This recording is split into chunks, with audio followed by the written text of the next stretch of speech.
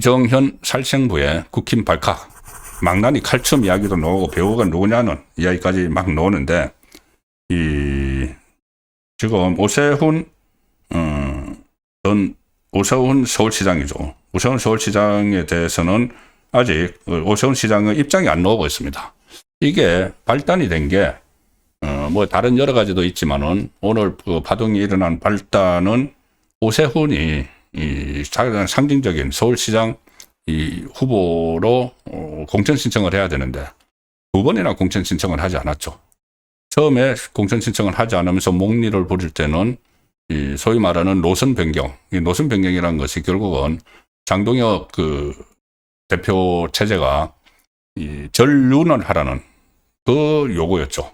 그래서 어쨌거나 의원총회 결의문을 통해서 윤어게인, 그러니까 윤석열 전 대통령의 정치적 재개에 반대한다는 그 결의문까지 냈는데, 그 다음에 두 번째 또 신청 기간을 이정현 공관위원장이 연장을 해줬는데, 그 두 번째 기간에도 하지 않았습니다. 그러면서 또 요구를 했죠. 뭐냐면은 혁신선대위, 말이 혁신이지 장동혁 대표가 이선으로 물러나라는 이야기입니다. 그리고 원톱으로 선거대책위원회를 구성을 하는데, 오세훈에게서 나오는 말은 김종인, 유승민 이런 사람들을 장동혁 몰아내고 선대위원장으로 앉히자가 두 번째 요구입니다. 그걸 받아들일 수가 없죠. 장동혁 대표가 어떻게 그걸 받아들입니까? 자기 이선으로 물러나라. 그리고 굳이 장동혁 대표 입장이 아니더라도 현재 자기 대권주자 지지율 조사에서 오늘도 뉴델리 그 지지율 조사 나왔는데 그러니까 그 보수 우파 진영에서 압도적인 1위입니다. 그 자기 대권주자 압도적인 1위를 배제하고 선대위를 구성을 하자. 완전히 그 오세훈 본인의 어떤 정치적 목적을 가지고 이용을 하는 것이죠. 뭐냐 하면은 지금도 잠시 후에 말씀드리겠지만은 이정현 공관위원장이 사퇴를 한다고 칩거를 했다가 다시 이제 장동혁 대표의 설득으로 복귀를 해서 여러 가지 조치들을 취하고 있습니다. 그 조치에 대해서 반발도 많고 잘된 조치인지 바로 이 살생부 이야기인데, 잘못된 건지 오히려 후유증이 더 큰지 그거는 이제부터 따져봐야 되지만은, 그렇게 하게 된 이유 중에 결정적인 요인을 제공한 것이 오세훈인데, 오세훈은 오늘 외부 일정들도 많이 있었습니다. 그리고 이제 오세훈에게 내일 다시 한번 그 공천 신청을 세 번째, 그러니까는 세 번째나 이렇게 시간을 준 거죠. 내일 다시 한번 신청할 수 있다, 이렇게 준 거죠. 그런데 아직 아무런 입장도 밝히지 않고 있습니다. 그래서 계속 나오는 이야기가, 제가 한번 말씀드렸다시피 오세훈은 이미 불출마 결심을 굳혔다. 왜? 정원호에게 이길 자신이 없으니까. 민주당 여론조사 같은 것을 보면. 그러니까 여기서 마치 본인이 선명하고 혁신을 요구하는 것처럼 장동혁이 받아들일 수 없는 요구들을 막 던지는 겁니다. 김종인 비대위 이런 것들, 그리고 또 장동혁 주변의 인물들에 대해서 그 경질하라 이런 것들. 근데 그거는 오늘 또 일부분 했습니다. 주변 인물에 대해서 그 대변인단 재임명을 보류를 하고 했습니다.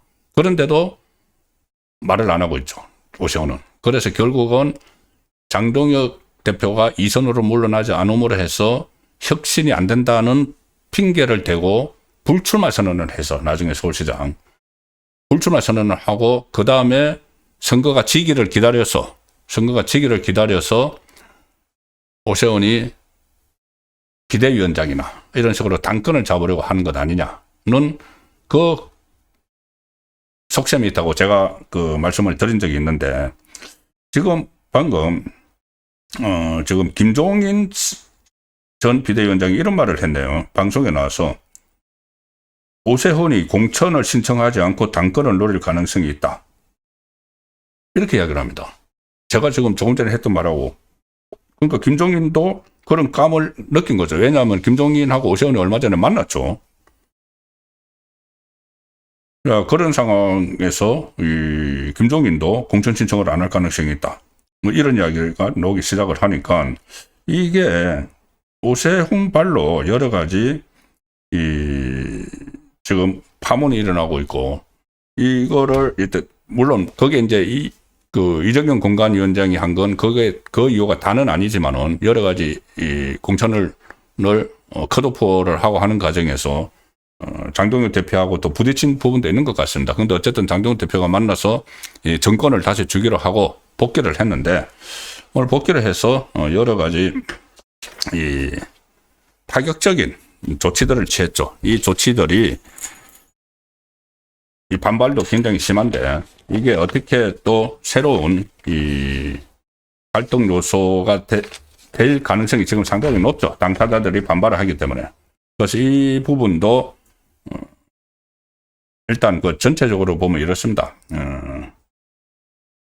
이정현 공관위원장이 업무 복귀 오늘 하루 만에 김영환 충북지사에 대해서 컷오프를 결정을 했고, 그 다음에 박형준 부산시장에 대해서 또 물갈이 공천을 추진을 했다. 그리고 대구시장에 출마한 현역 중진위원 전원에게 대해서 컷오프도 뭐 이야기가 나오고 있다는 겁니다. 그 대구시장에는 현재 공석이죠.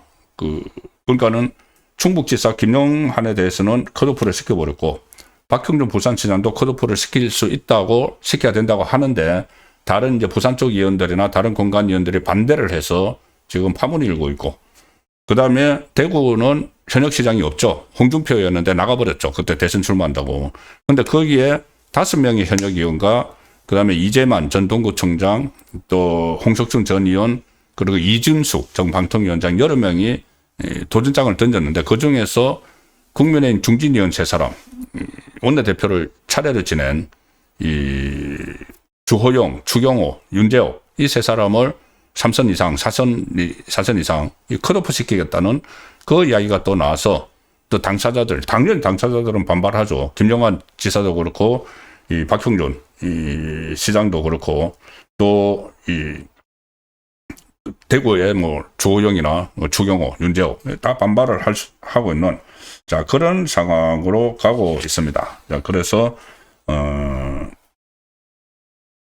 뭔가 새로운 상황 변화가 없으면은 이게 이제 뭐 필요한 부분도 있겠죠. 컷오프를 해서 정리를 하고 이렇게 어떤 혁신을 보여주는, 그러니까 혁신이라는 게 뭐 오세훈이 이야기하는 그런 혁신이 아니고 새로운 새로운 사람들을 인물을 좀 내세우는 그런 시도가 필요하다고 이정현 위원장은 판단을 해서 이렇게 일종의 뭐 살생부처럼 공천의 칼날을 지금 사용을 했는데, 부분적으로는 좀 뭐 경선 기회는 줘야 되는 그런 쪽도 있지 않을까. 그걸 좀 심사숙고를 해야 될 것 같습니다. 물론 공천관리위원회에 정권을 줬지만 그게 나중에 최고위에서 또 재가를 하고 또 의결을 해야 될 그런 부분들도 있습니다.